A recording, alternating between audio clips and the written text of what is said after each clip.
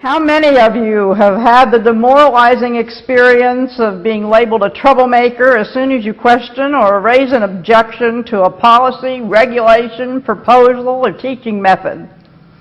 Quite a few of you, I see. Okay.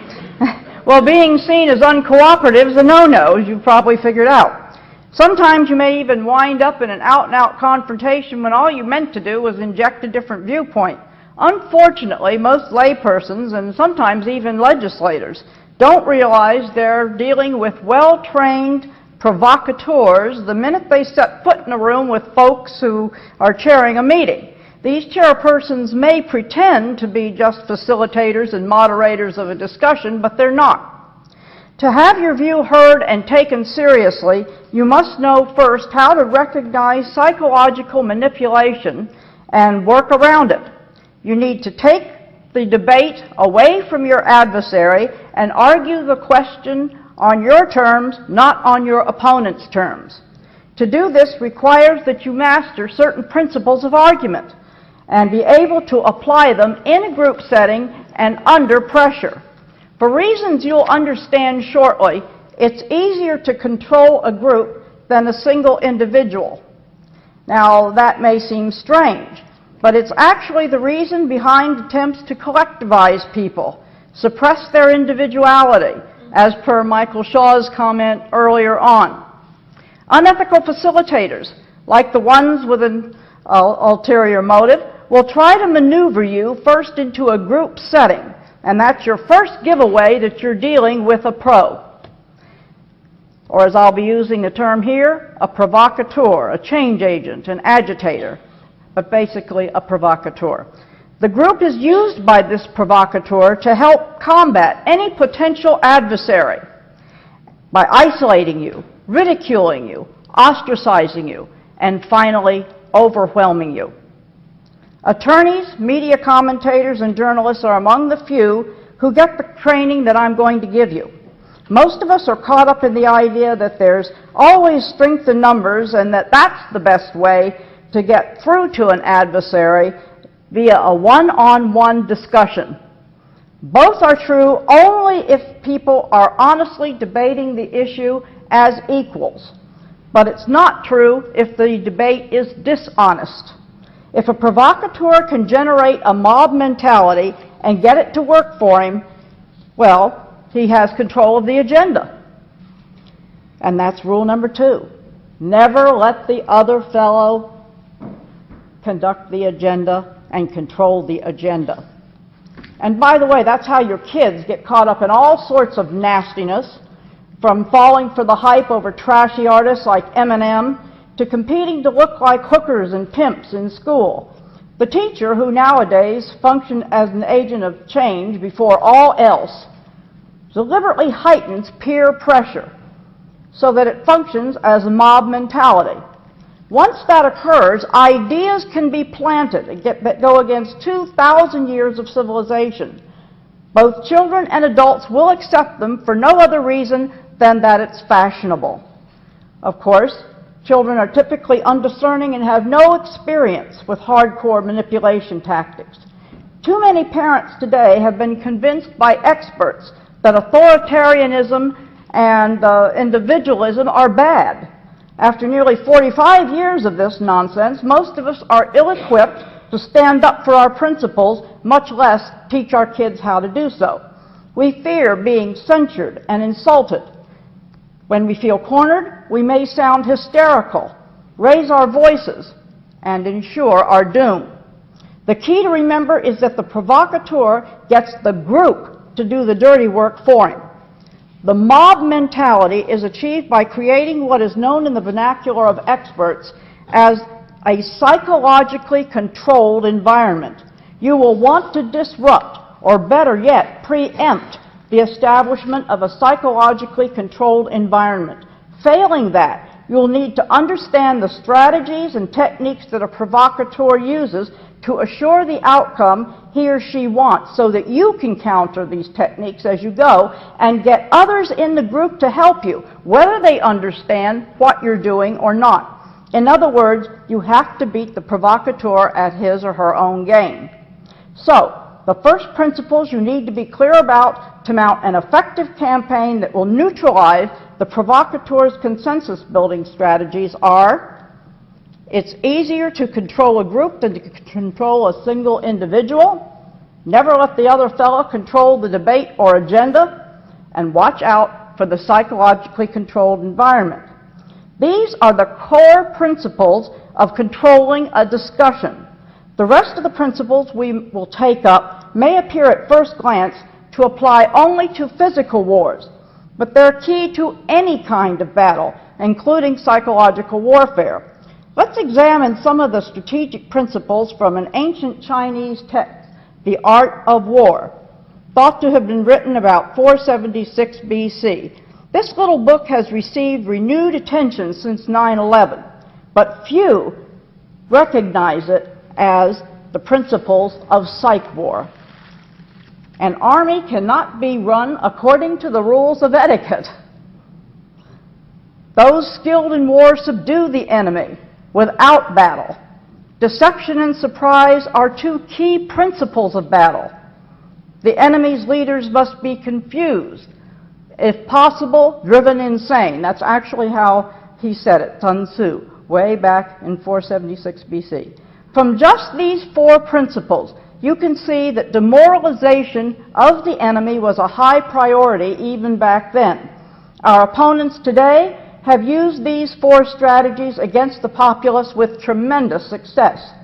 The first task, then, of professional agitation is to create the psychologically controlled environment.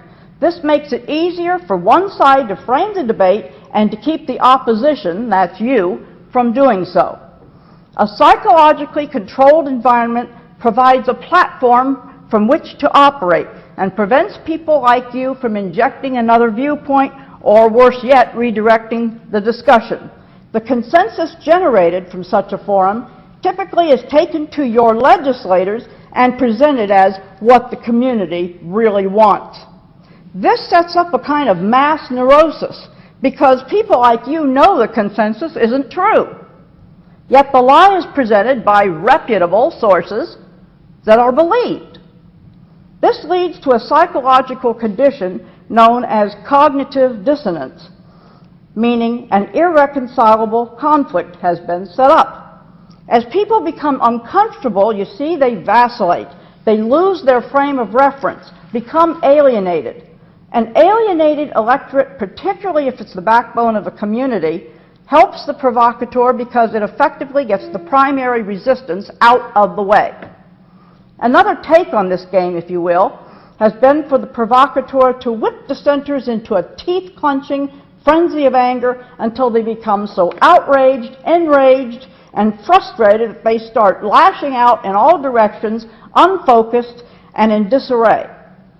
Understand that the counterculture activists, the folks we're dealing with, are not interested in any exchange of ideas. They aren't writing well-considered philosophical discourses to each other like the Founding Fathers did. They want to drive the opposition insane. In other words, cause them to act irrationally. You know, get so mad that we sputter over our words, slam the door, and just lose it, okay?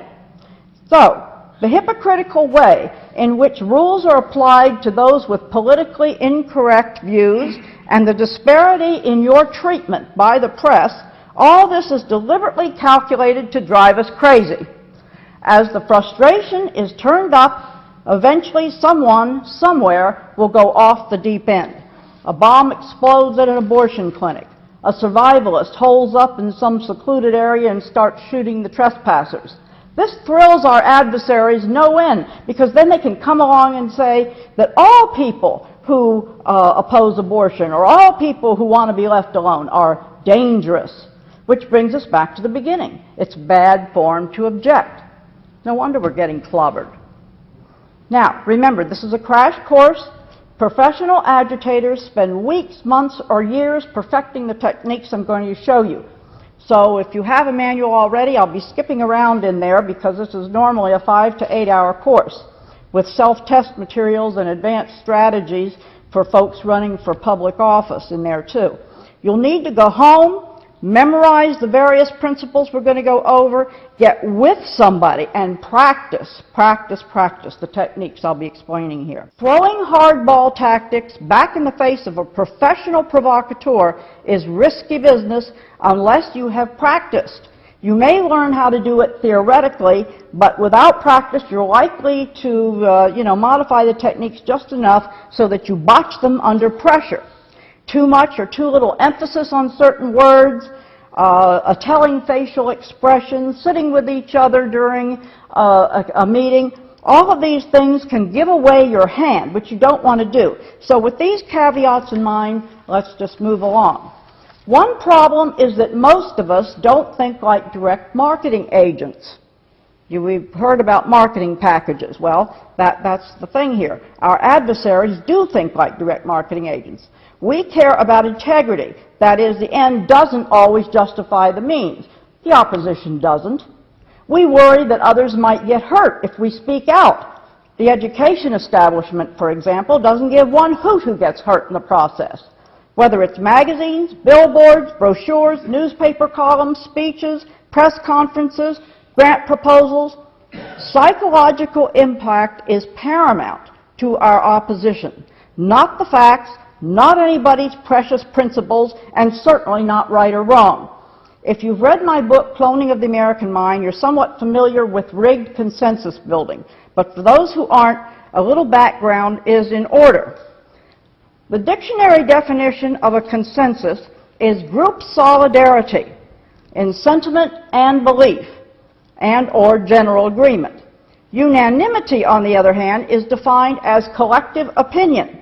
Increasingly, people are hearing the term consensus, when what our opponents want in reality is unanimity or uniform thinking. All consensus building is based upon one of the principles of the German philosopher Hegel from 1770 to 1831. In plain English, this principle states that you could take one firm view and its opposite, combine them, and come up with a brand new viewpoint, which will be a synthesis of the two.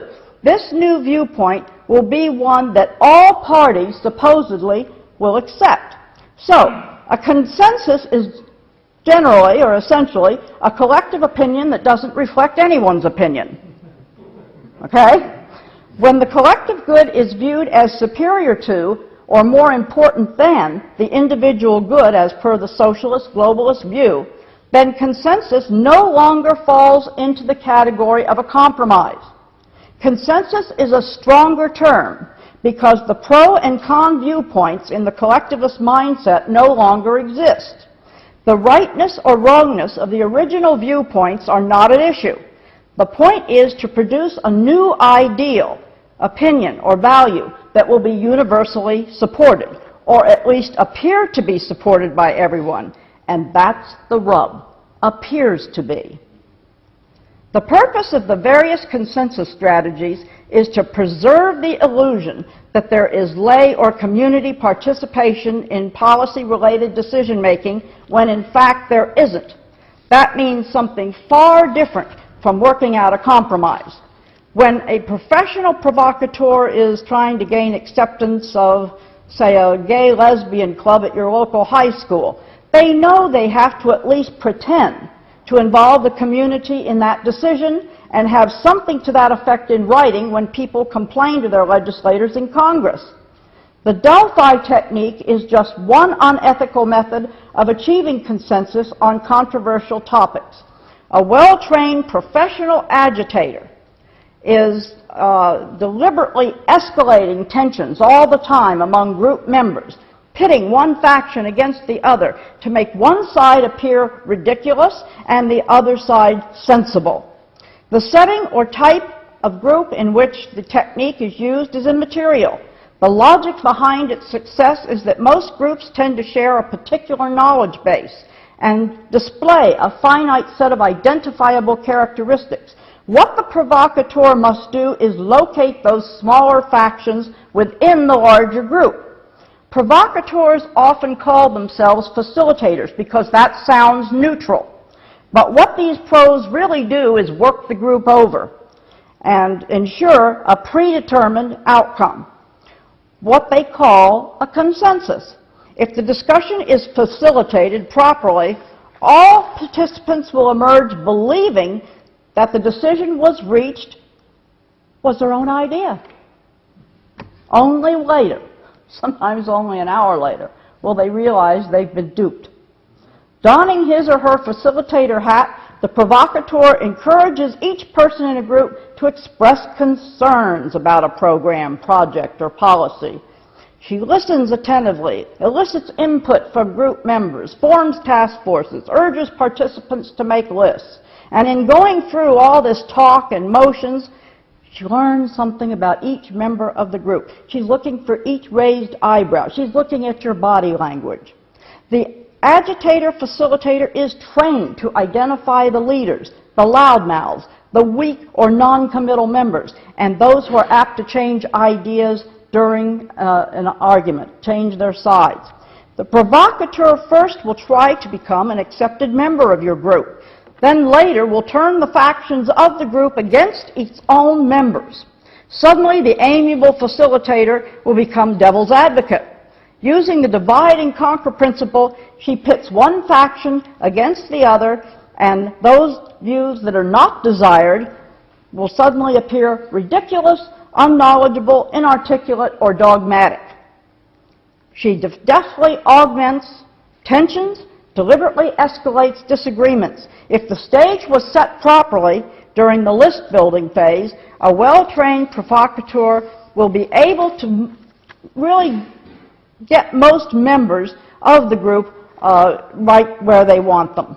Individuals in opposition to a desired policy will find themselves shut out. The Delphi technique works, folks.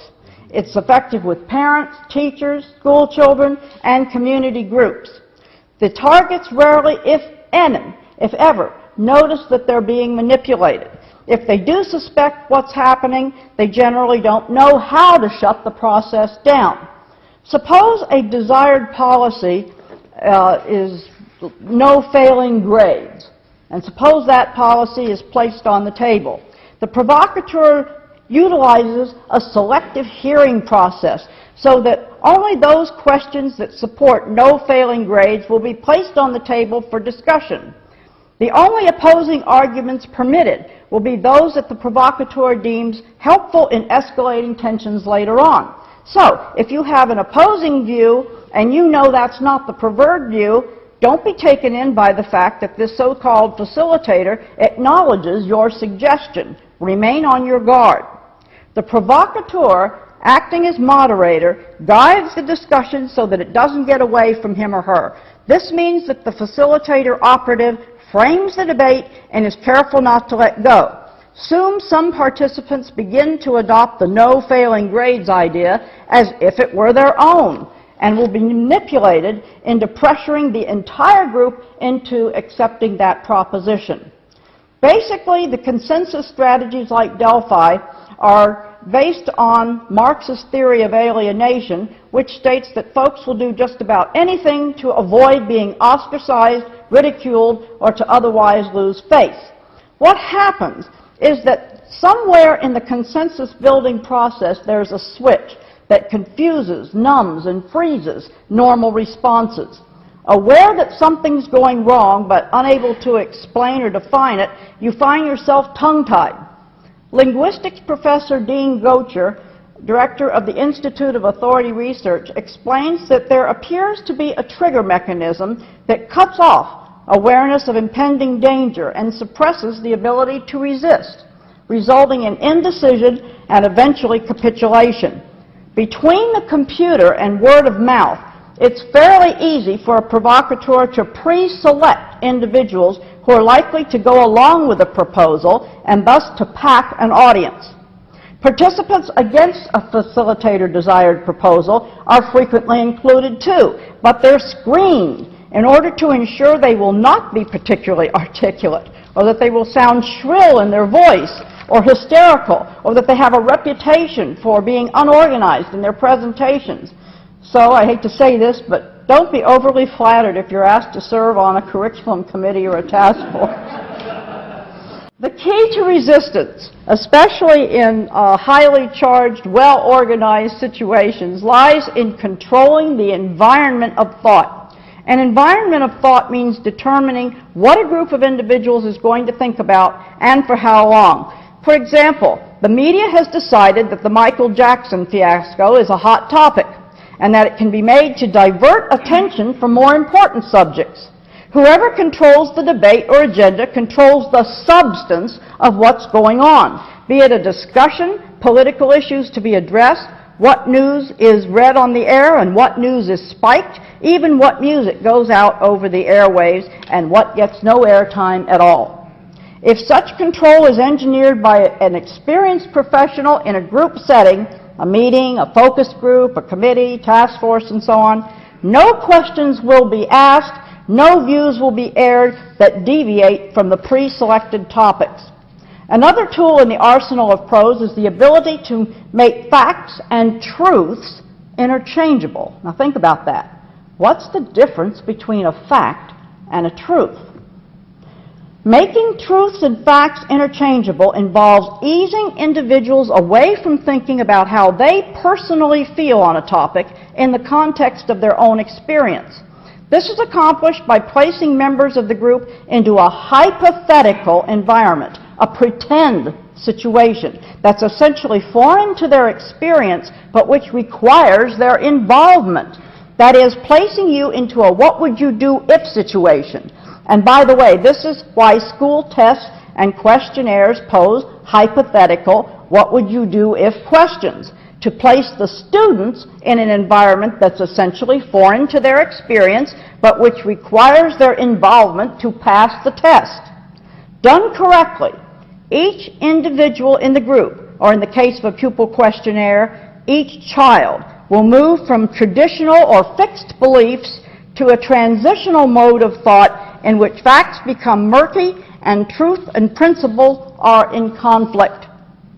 From there, the various views held by the majority can be reworded by the facilitator or teacher for the supposed benefit of the group, until opinions a person walked in the door with will become watered down, distorted, and ill-defined. So the facilitator is basically there to sell you something you don't need in the form of a program, a curriculum, an activity, a viewpoint, a proposal, or a process. They are not there to help the community, school, student, or group decide what to do. They're there to help you do what they, or more likely, their employers want you to do. To accomplish that, the professional will attempt to trick the group into believing that the program, curriculum, or activity or process was your idea. From there, the group will be manipulated so that folks who are still saying to themselves subconsciously, wait a minute, this isn't my idea, are either convinced to change sides or are overwhelmed by the other members of the group.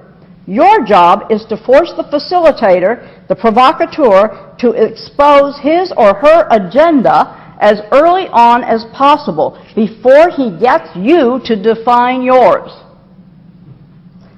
Okay, so what do we have to do to counteract somebody else's psychological environment?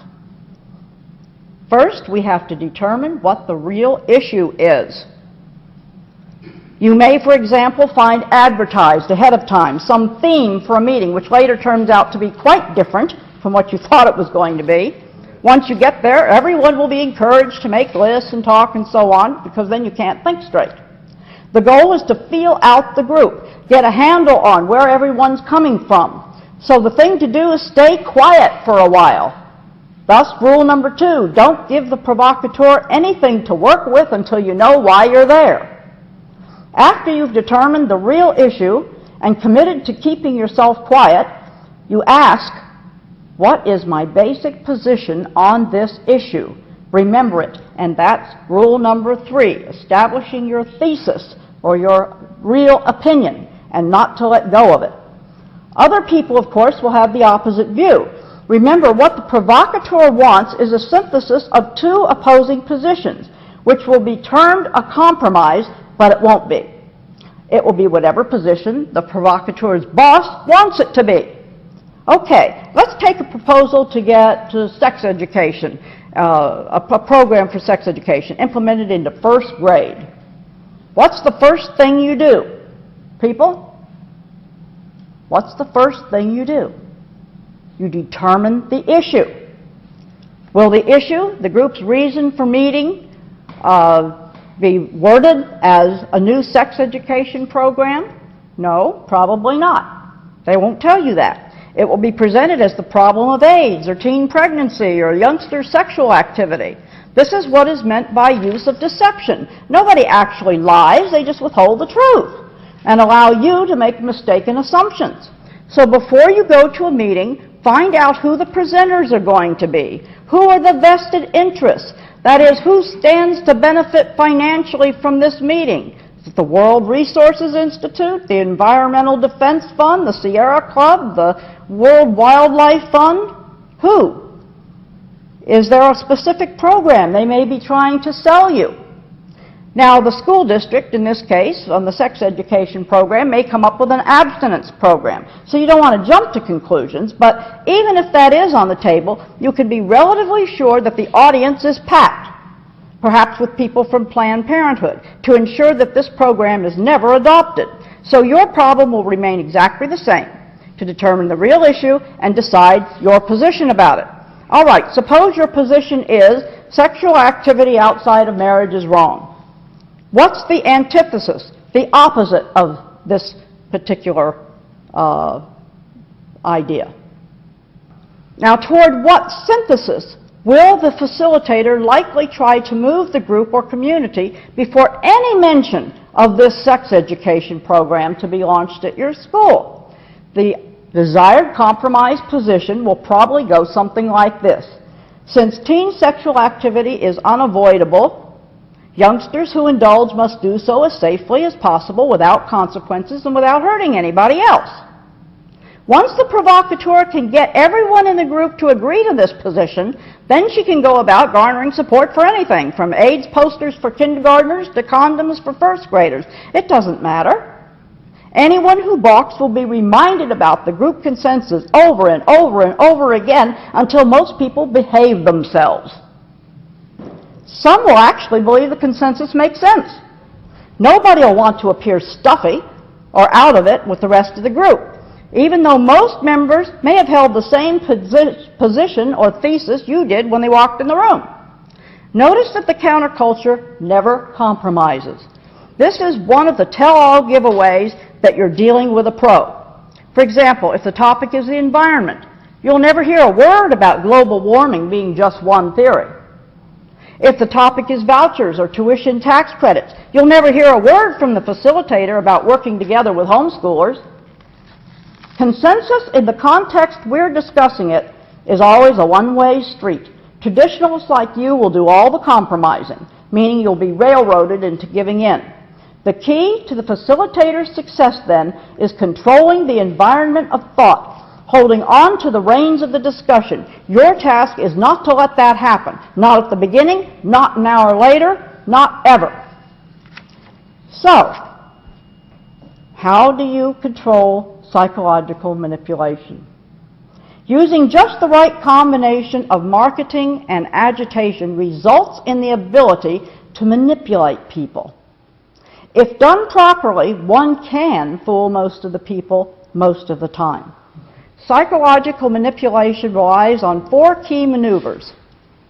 The aim is to legitimize, then institutionalize unpopular and bogus policies before people know what hit them.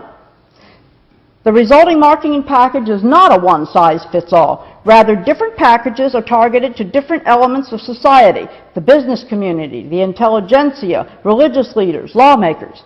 Take redefining terms. The public misinterprets the terms modifying behavior, targeting attitudes, and outcomes. They think those are good-sounding words. Most of the public assumes that behavior means conduct, that attitude means temperament, that outcomes mean standards. Not so.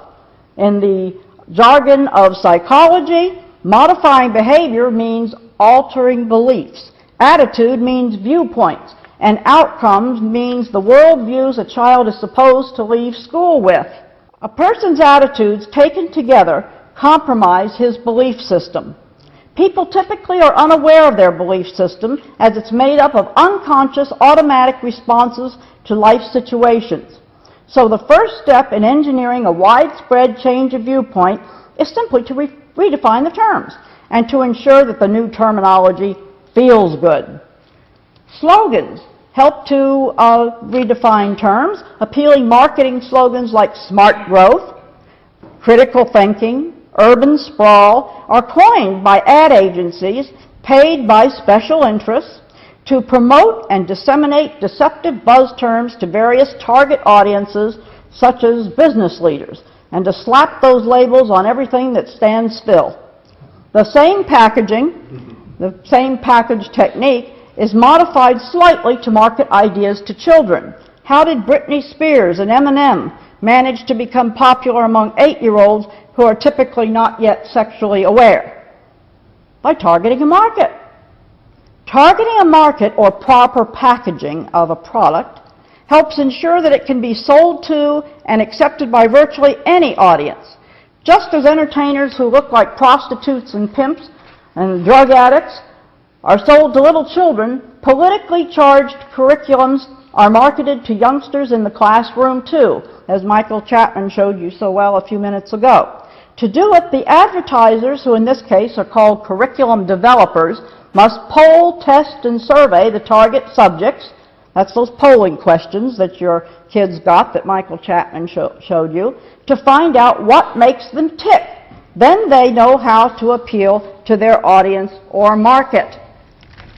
Wrong-headed legislation emerges from the fact that policymakers are convinced by professional manipulators that the majority of citizens, or at least the big political contributors, actually favor such initiatives as environmental extremism or graphic sex education. Paid provocateurs representing vested interests generate the phony consensus at deceptive lay meetings that dupe the community members into believing they will have input into the decision-making process when in fact the outcome is already assured. Pupils in the classroom are similarly duped via activities, discussion groups, tests, phony tests, surveys, and curriculum materials designed not to teach but to deceive by appealing to the children's egos, by making them believe their gut reactions are real solutions without reference to any facts or timeless principles. Creating and controlling the psychological environment requires the application of 3 axioms. Repetition. If people hear the same phrases and slogans long enough, they'll come to accept them. They will rarely recall where the ideas originated from. If individuals are isolated, undermined, and embarrassed, and outmaneuvered often enough, they will give up or become so irrational in presenting their views that no one who's not already in their camp will listen. This is also called marginalization and delegitimizing the opposition, but it's in fact isolation. Then there's labeling. If negative labels are applied consistently, both subtly and blatantly, to certain actions such as faith in God, and certain individuals and organizations, say Promise Keepers or just fill in the blank, whatever organization you wish, they can, by their very mention, function as negative conditioned responses. Commit these 3 tenets to memory: repetition, isolation, and labeling. Their successful application produces a populace that values expediency and group approval over independent thought and knocks out all considerations of right or wrong. The target population will actually work to avoid any appearance of individualism for fear of being seen a maverick in the eyes of the group. This goes a long way in quashing dissent. The goal of life becomes to hide in a social group and to allow organizational leaders to make the tough decisions. Framing the debate is key to climate control. That's what I call it. That is, keeping control of the psychological environment. When you frame the debate, you direct or drive the discussion. That is, you deflect attention from what the real agenda is. In effect, you tell people what they're going to think about and for how long. Now, I want to focus your attention on the classroom setting for just a moment, because raw indoctrination, which is used in the classroom, entails to a large extent framing the debate just like it's used with adults. Just as in the media, they tend to dictate what Americans are going to think about and for how long, like with the Michael Jackson thing and years ago the O.J. Simpson business. Students in today's therapy-style classrooms are encouraged to discuss, read, and engage in activities that support a particular worldview. As soon as the pupil deviates from that worldview, the topic or the activity is changed or ended. Now, this, of course, is the opposite of free expression or open discussion, but that's not how it's labeled. It's labeled academic freedom. But indoctrination, like its sister brainwashing, is a more sophisticated form of psychological manipulation. It goes beyond framing the debate because its purpose is not merely to redirect attention or disrupt the thought process, but to systematically root out a person's support system, their emotional support system. This is something that not only you and as an adult must train yourself to recognize and combat, but you must teach your children to do it as well. There are 5 basic steps to indoctrination. You sweep away the subject's support base, that's his or her emotional life raft. Undermining parents is a favorite technique, a way of yanking the rug out from under the kids. Bombard the subject's senses with a steady diet of conflicting, confusing images and words in order to impair rational thought and discourage reflection, that's cognition. The technical term for this is, as I showed you in a previous slide there, was thought disruption. The result is a vacuum where the belief system used to be. Once a vacuum has been created, leaving the subject vulnerable and impressionable, and the technical term is willing to receive stimuli, you leave the subject to the desired ideas, concepts, and beliefs via trained intermediaries, that's facilitators and so forth, the clinicians, change agents, agitators. And then, after that, you condition the subject through repeated exposure to the desired beliefs using a wide variety of formats and activities. You repeat the lies, in other words, until the subject believes them. Then you test, survey, or analyze the market figures to ascertain whether the new beliefs have been internalized, as they call it, and accepted. If not, you recycle the subject. You go through the whole thing again. Indoctrination depends on the intermediary, say a teacher trained as a change agent, appearing value neutral even though the materials and the agenda are not. Thus does the new breed of teacher, also called a coach clinician or facilitator, avoid lectures, rote drills, workbooks, because instruction, as per the technical definition you and I grew up with, isn't desired anymore. Knowledge imparted in a systematic manner is not the point of the exercise. Rather, the idea is to interpose, smuggle in, as it were, certain impressions, notions, attitudes, judgments, and conclusions into that vacuum created by stripping the belief system and impairing rational thought. In this way, viewpoints that might have been rejected by the subject out of hand will suddenly appear plausible. This means the target population must experience repeated exposure to the same desirable beliefs, using a wide variety of formats and activities. Let's take the acceptance of homosexuality. Now, this can be promoted, is promoted, in a variety of ways. For example, 1, by offering a new Barbie doll spin-off called the Gay Billy doll. You may have seen it.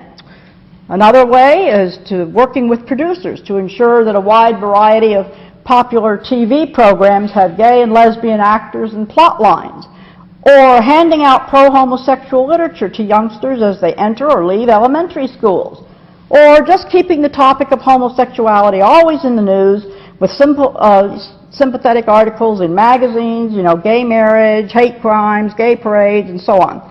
And then there's launching non-stop ads and billboard campaigns, usually under the cover of AIDS awareness.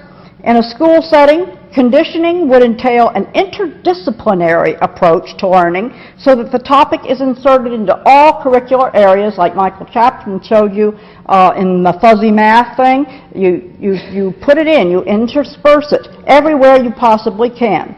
You slap the message on everything that stands still. The same approach is applied to promote gun control, global warming theory, or smart growth. Same thing. One reason our side has fared so poorly is that we have failed to utilize the multidisciplinary approach to advancing our views. In Washington, D.C., where I am, for example, we have no billboards on the highway or in the subway stations like our opposition does. In Hollywood, there's little effort to recruit good script writers and lobby producers, even though there are some there that would be ripe for the lobbying if you were to do so. In Detroit, no one is at the elementary schools checking for people illicitly handing out gay literature. In New York, there's no massive effort to buy up or to take over existing media outlets, even though you could do so. When we do form new media outlets, we label ourselves conservatives or religious, so that our opposition doesn't have to do it for us. They never call themselves the leftist television network. Okay, we're shooting ourselves in the foot. The final phase of indoctrination is always testing. And there's a little spin on that. To be sure the desirable new ideas and beliefs are internalized and accepted by the public. In the case of, say, homosexual tolerance or even just sexual freedom, promiscuity, for example, experts would look at the sales figures for the gay Billy dolls. That's a test. And that Austin Powers doll that squawks, "Are you horny, baby?" at the child who picks it up off the shelf. The sales figures function as a test. If the test results are disappointing, it's time to recycle, usually using a more hard-hitting approach and going through the whole 5-step indoctrination process again. Eventually, resistance to sex-filled entertainment starts to sound silly. If the Austin Powers doll that squawks, "Are you horny, baby?" is deemed funny by most parents instead of gross, then that's success. The reason the method works is that various marketing campaigns or lessons, if you will, bypass the conscious intellectual mind and shoot directly for the more vulnerable subconscious. It goes right for the gut. So how do you help kids avoid groupthink?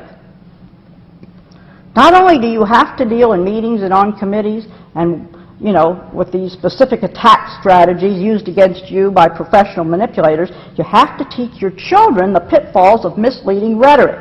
That is, you have to explain, and frequently, how words can be put together to deceive them.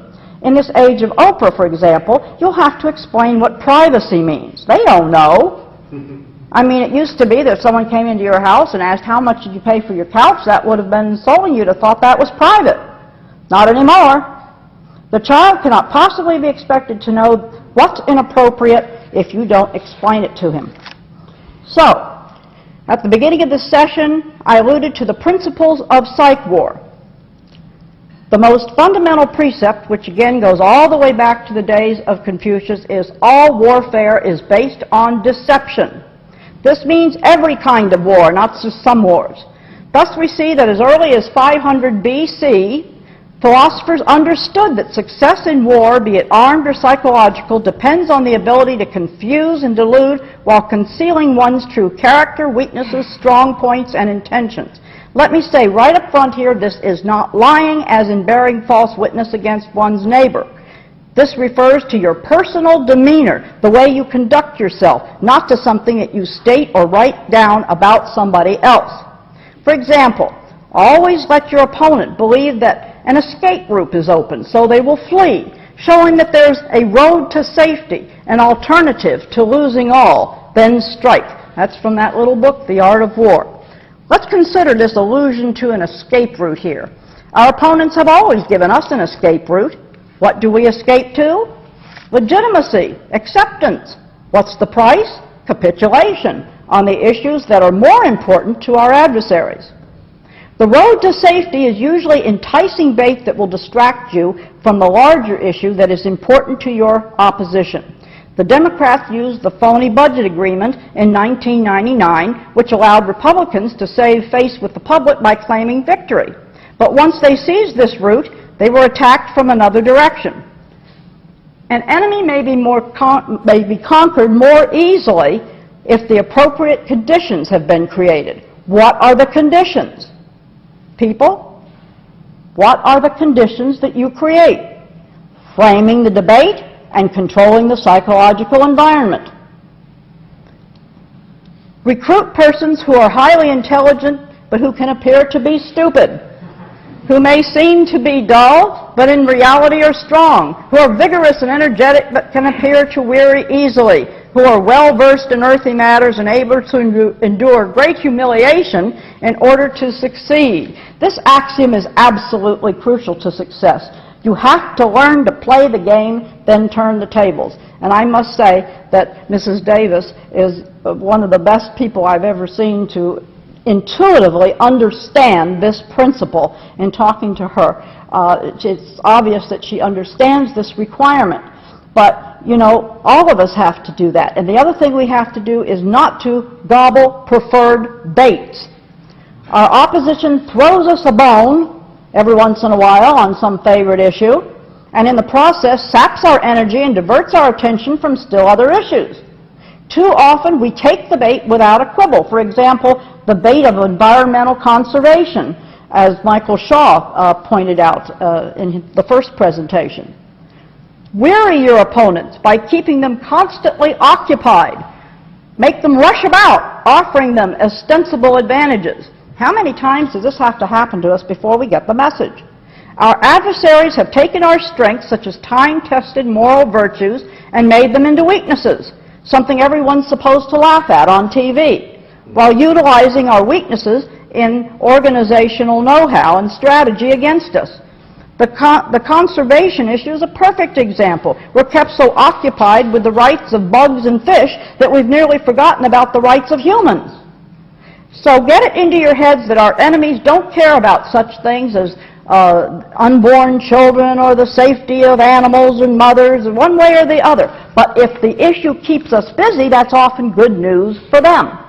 If you don't believe it, go back and study the chronology of the environmental debate and, say, the abortion debate, and then juxtapose the various wins and losses we have had on other issues around the same time in the House and Senate. Another example is race. We're so constantly confronted with articles and news concerning racial tensions that hardly anybody remembers the dream of a colorblind, melting pot society. Those skilled at making an opponent move do so by creating some situation to which he must conform. For example, by enticing him with something he's sure to take. That's sort of like not taking the bait, but not exactly. This is what the opposition has done with declining test scores. By creating a situation in which academic scores are sure to decline, and Michael Chapman explained how that was done, of course the scores in math, hard math, science, and so on are going to decline. Then we were enticed to take the bait of school reform and standards. From there, it's a short jump to restructuring schools, ostensibly to improve test results. Unfortunately, both the standards and the reform have been largely bogus, the terms redefined. Now, here's a good one. Do not demand accomplishment of those who have no talent. I almost hesitated to add this one, but hey, Sun Tzu put it in there, 500 BC. Now, I know that sounds laughable and obvious, but it's not. For example, most staff advisors on education for members of Congress have no particular expertise in that field, or for that matter, any knowledge concerning the major players' invested interests in education. Worse, the position tends to be viewed by them as a stepping stone for political science majors barely out of college onto something a little more exciting. Many such staffers are the sons and daughters of important somebodies in government, and they're not exactly what you'd call quick studies. The extent of the staffer's knowledge about education is something along the lines of John Dewey being a saint who modernized the schools. Think progressive education. And that the leftist extremist lobbying union, the National Education Association, actually looks out for teachers and kids. By the way, who can tell me, this is a test, I'm an old school teacher so I have to do this, who can tell me what psych war rule that we've gone over the expression progressive education comes under. Yes?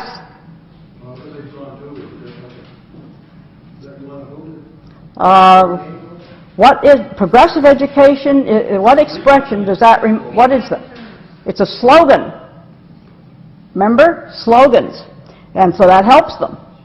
By the way, let's see, most experienced and talented persons should hold these positions on staff research advisory positions. We should be paying them big bucks, even if it's a low-profile position, because that tells them that it's valued even though it's low profile. Our adversaries, our opponents, have always known this, and that's why they have held the advantage. They pay their staff advisors big bucks. Those skilled in war bring the opponent to the field at battle. They do not allow themselves to be taken or drawn there. Why do we always wind up debating issues on our adversary's turf? When we go to meetings, it's at a time and place of the opposition's choosing. For example, when we debate in a public forum, it's frequently the big 3 TV networks that get us there. And then guess whose agenda gets the positive coverage? The media hype, of course, is the bait, and we take it. What would happen, for example, if we invited our enviro extremists and smart growth adversaries to debate our side right here today on this turf? They'd just blow us off. Disrupt the opponent's alliances using deceptive operations. Be seen in the west and march out of the east, lure your enemy to the north and strike in the south. Drive the opposition leaders crazy, he repeats it again, bewilder them so that their constituencies disperse in confusion. We've already talked about how the counterculture left drives us crazy with its double standards and hypocrisy. What we haven't discussed is the element of surprise, luring one's enemy to the north and striking in the south. This means using that element of surprise, for example, by appearing to capitulate on some issues when really buying time to snatch a bigger prize. School privatization schemes like charter schools and vouchers, for example, will in the long run inject additional federal dollars into the school systems, along with the leftist strings that no doubt will be attached. But while we're taking this bait, more red tape and bureaucratic nonsense is piled on to the process of launching a private school, thus driving up the prices. In other words, the left throws us a bone to deflect attention from what they're really up to. Numbers alone confer little advantage. Our opposition has been masters of the numbers game, selecting the time and places for confrontation, packing audiences and committees, so they can count on their numbers being greater than ours. But, you know, looking around this room, yeah, true, we don't have a lot of people, but, you know, Jesus understood the principle of this principle better than our opposition does. He had only 12 disciples, and they changed the whole world. Avoid the opposition when his spirit is keen, and attack him when it's sluggish. This is control of the morale factor. Why do you suppose most school-related meetings are held in the evenings? And it's probably true of the smart growth and all of the others too. True, most people work during the day, but hey, so do the provocateurs. Remember, provocateurs know you'll be more sluggish in the evenings. So rest up. When a faction's leaders or policies are inconsistent, one can bet that spirits are low and the rank and file angry. When people belonging to a faction continually gather in small groups and whisper, the leaders have lost confidence in their constituents. Isn't this amazing? 500 BC. Our adversaries are ever looking for signs of dissension and confusion in our ranks. So care must be taken to avoid showing inconsistency, because friction receives huge play in the liberal-dominated press and is used against us. Okay, the way in which the mind goes about drawing conclusions is based upon established patterns of logic. This is important if you want to avoid falling victim to thought disruption, which we talked about earlier. Thought disruption is the inability to sustain a line of reasoning from beginning to conclusion. Sometimes the cause is continuous interruptions. The interruptions built into the typical school day have played a huge part in children's inability to concentrate. Later, this is taken for maladies like attention deficit disorder. The only deficit is the one the schools are creating by cutting out the learning time. But there's another cause for thought disruption. Most people argue in such a way as to make their case appear more strong than it really is. Thought disruption distracts the listener, and eventually we may forget what we're even talking about. And that's why I said, remember your position on an issue. Now, this issue comprises a large part of my 5 to 8 hour course. Among the methods of distracting participants in a meeting and or deceptively augmenting one's positions are leaving out part of a quotation, misquoting somebody, dismissing the alternatives, changing the subject, that's a favorite, exaggerating the facts, appealing to popularity, or smearing the opponents. Lay audiences today are not expected to be able to pick up on faulty reasoning as long as it's smuggled in. A fallacy of logic is a deceptive maneuver intended to bolster an argument. There are, of course, many fallacies, and the ones I focus on in my seminars are the ones parents and other citizens are most likely to encounter on a rigged task force or some kind of committee. And these are some of them that you will see. I'm not going to go into each one because we don't have time, but that's the kind of thing that I focus on in the longer, it's in my manual in the back, and I do say quite a bit on it there. But you need to keep in mind that this is the way they bolster an argument many times. Give you a chance to look at that for just a second. There are other techniques too, such as the Tavistock and Alinsky techniques, which again I don't have time to go into. Then there's the dead giveaway phrases that should signal you that you're dealing with a professional. They always start something with a particular lead-in, and I list those lead-in phrases that as soon as you hear that, a red flag should go up in your head that you're dealing with a pro. But for now, let's summarize the basics of what I've covered here. Know when you're under attack. If you can't spot verbal aggression when you hear it, you'll be a perfect target. Do not assume you're oversensitive, paranoid, reactionary, narrow, or that you just don't get it. If something doesn't sound right, there's probably a reason. Know what kind of attack is being employed against you, and that goes back to that list that I just gave you. Learn to identify some of the basic structures of fallacious reasoning. Learn to gauge the skill of your adversary and other participants. Make your defense appropriate to the attack. Remember that a stock response is not necessarily the right one to use. Frequently, the best defense is a good offense. I'll say almost always the best defense is a good offense. When targeted, always question the opponent's basic assumptions rather than taking the bait. Nail him right there. And finally, play through, follow through, play to win. Don't feel guilty about fighting back. Political indoctrination or American constitutionalist? UN's international human rights or the U.S.'s inalienable rights? Private property does not lead to tyranny. Government control of property does. You play to win.